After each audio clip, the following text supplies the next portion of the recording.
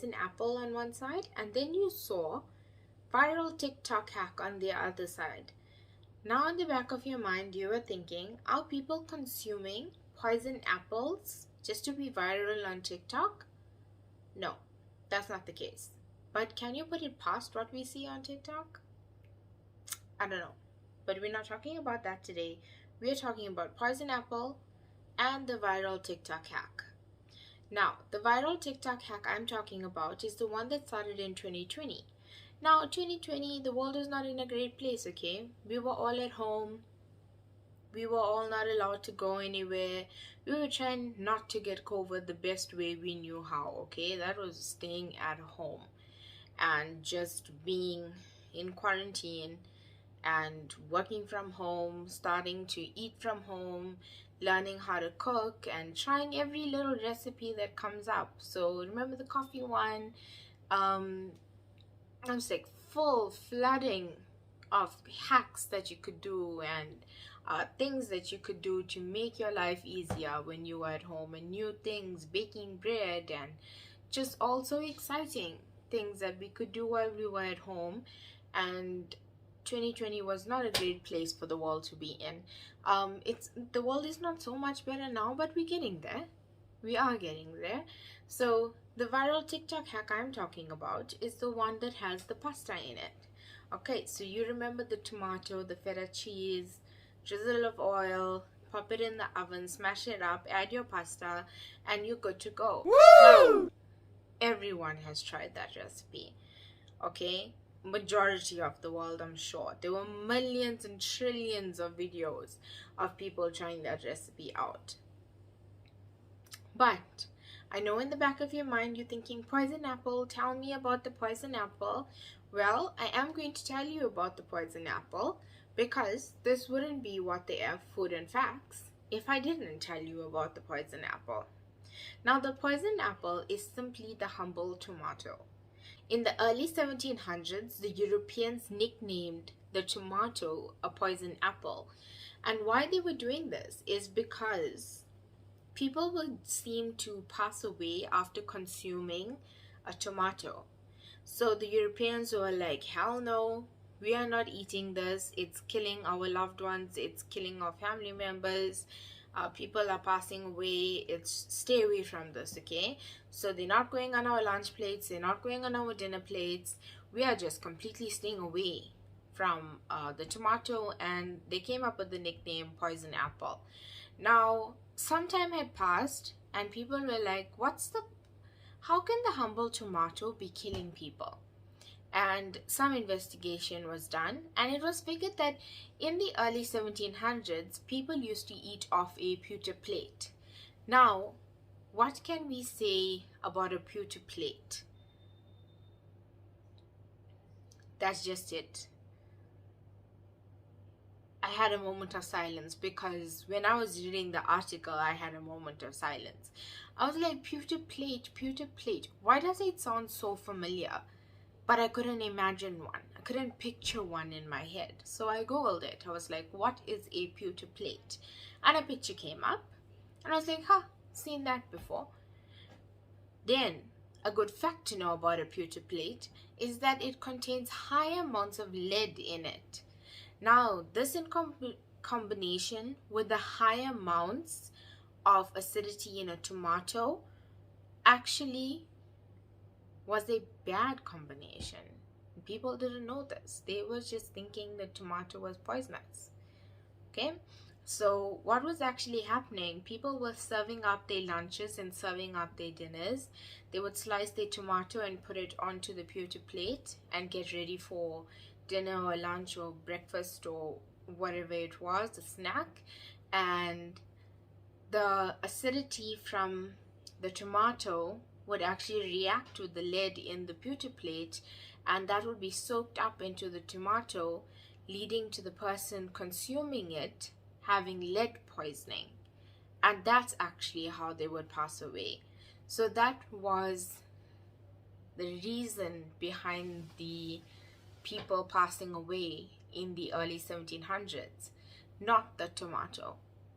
So we got that information.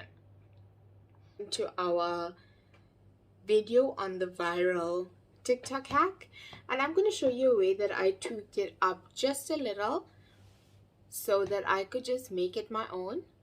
And I'm sure you have done this as well. So while that's doing that thing, we're gonna come back with a little bit more facts about tomatoes. Okay, so here we got our ingredients. I'm just using some baby tomatoes, some feta cheese, and pasta. I'm boiling the pasta on the side, and I'm placing the baby tomatoes in an oven dish. You want to put the feta in the middle, so just create a little space and put the feta in the middle. I'm putting in some chopped garlic, and you're going to season this up. So salt and pepper, generous amount of the pepper, not so much the salt because the cheese has a lot of salt. And this is where I tweaked it up a bit and made it my own. I'm adding in some mixed herbs, dried ones. You can use fresh if you want to. And I put in some crushed chili flakes just for some heat. I then drizzled with some oil and I put that in the oven at 180 degrees. Welcome to the Did You Know part of what the F food and facts. Now these ones as well, okay, they also pique my interest because I didn't know these things about tomatoes. I don't know if you know them, but there's 3 random facts about tomatoes that I'm going to give you that's going to expand your knowledge. Or if you already know them, it's going to refresh your knowledge. Okay, so in 1986, the largest tomato was picked in Oklahoma, USA. Now imagine picking the largest tomato ever in the whole wide world. That must have been amazing. And then we have in Ohio, USA, they love tomatoes so much over there that the official state drink is tomato juice. It's tomato juice. The official state drink is tomato juice. They love it. They just love tomatoes. And I had no idea people love tomatoes so much. Well, my sister loves tomatoes, but I don't really like it. But they love it so much, it's the official state drink. Okay? The last fact is that there are over 10,000 varieties of tomatoes in the world. Now, don't get me wrong, I know there are varieties because I've seen really pretty tomatoes on the internet. But 10,000, like I want to see all. I'll be out there looking for tomato varieties. I know like jam and plum tomatoes, and I've seen really pretty ones that look like flowers. Like 10,000 varieties. Anyway, Ohio, official state drink is tomato juice. Tomato juice. Yeah. But anyway, let's move on and pour that lovely feta cheese, tomato oil, and delicious herbs and spices out of the oven and finish off this dish. Once it comes out of the oven, it's going to be absolutely hot, so be careful. Everything's going to become soft and squishy, so just give that a smash and mix it all up, combine the flavors, add your pre-cooked pasta, and then give it another toss. And you're going to plate up and garnish with whatever herbs you have on you. So I use some parsley and it's absolutely delicious. Okay guys, that's it for today. I hope you learned something new about tomatoes and the poison apple, the meaning behind it, and you have some form of new information today which you can share with other people who might not know about the poison apple and what it actually means.